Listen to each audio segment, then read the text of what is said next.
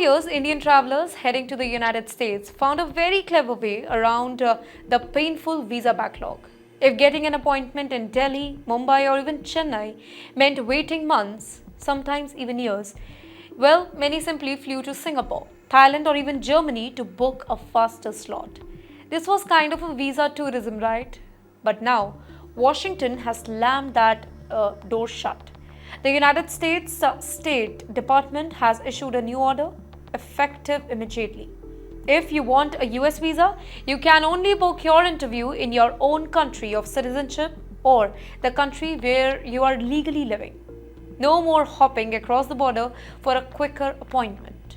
Now, for Indians, this is big. Thousands who used to apply in nearby countries just to save time will now have to face the long queues at home itself. Be it business visa, tourist visa, the popular B1 and B2 categories will be affected the most. That quick fix option is all gone. Now, let's be clear here. The timing makes things even harder. Earlier this year, visa wait time in India ranged from 3 to 5 months in cities like Mumbai, Hyderabad, and Kolkata, while Chennai had a staggering 9-month wait. Compare that to places like Singapore, well, where the wait was just few weeks, and you see why Indians flocked over there. In fact, after the pandemic, Germany's United States Embassy even opened special visa slots just for Indians because the demand was so high. But those days are all over. The US says that this particular change is global, not just for Indians. Only a few exceptions remain. That means citizens of countries where the US doesn't even run normal visa services like Afghanistan, Iran, or Cuba, they can still apply elsewhere. But for everybody else, the rule is strict. Interviews must happen at home. And wait, the crackdown does not stop here.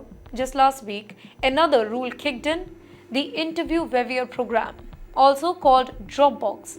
Well, it has been scaled back. Earlier, many categories of applicants didn't need in-person interviews. Students, skilled workers, even elderly applications would 79 or the children under 14 were often exempt. Not anymore. Now, most will have to show up in person, whether it's for H, L, F, M, J, E, or even O visas. So the question is, what does this mean for the Indians? In one word, delays.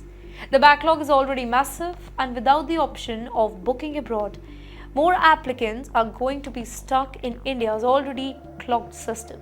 Now, for frequent travelers, this could mean cancelled business trips, missed university start dates, or even postponed family vacations. The US government says that the rule will make the system fairer and more transparent.